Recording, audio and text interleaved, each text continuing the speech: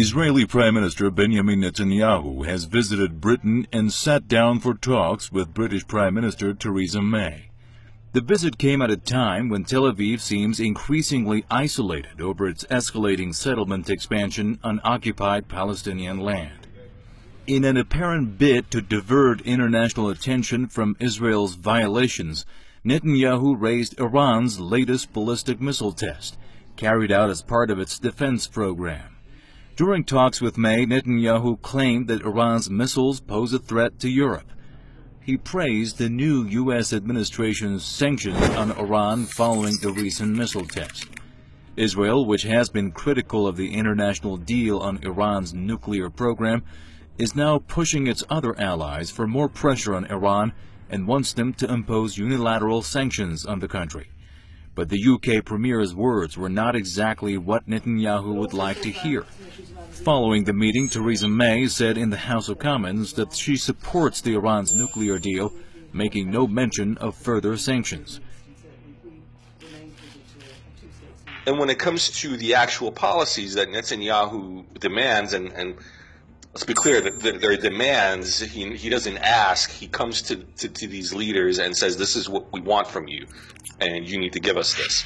So it's interesting that Theresa May is sort of bucking, as they say in the U.S., she's bucking Netanyahu on some of this stuff, including settlements and including further hostility towards Iran.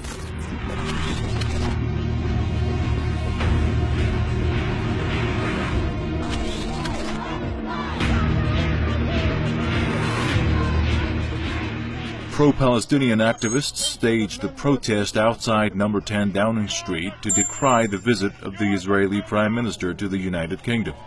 They said Britain should not host Benjamin Netanyahu as Israel defiantly continues to violate international law and the rights of Palestinians. I think it's a disgrace that Benjamin Netanyahu has been invited over by the British government for a state visit at a time when he's just announced a whole series of new and illegal settlements in Palestinian land. But also this is a man who has a record of ordering massive onslaughts on Palestinian people in Gaza. He's a man who's escalating for war against Iran. He's a very, very dangerous character, a character who's broken international law, who's oppressing one of the most oppressed people in the whole world.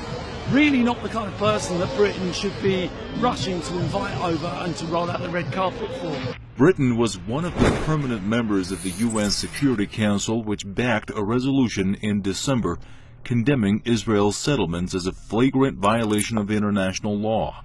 On Monday, Britain's Prime Minister restated concerns over settlement building in the occupied West Bank. However, she has been widely criticized for not taking a tougher stance on Tel Aviv.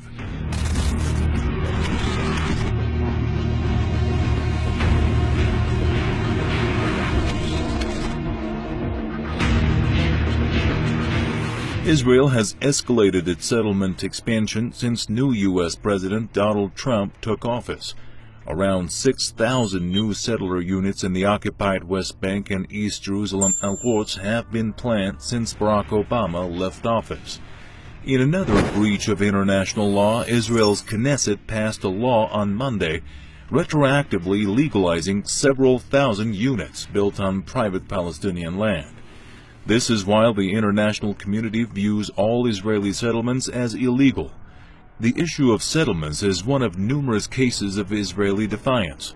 The Israeli regime brutally kills Palestinians in the occupied territories, launches bloody offensives on the Gaza Strip, and refuses to allow international inspection of its nuclear weapons program. The United States and its allies have mostly turned a blind eye to Israeli violations over the past decades and have pledged unwavering support for Tel Aviv. The decades of support now seems to have emboldened Tel Aviv to such an extent that it refuses to even listen to its closest allies.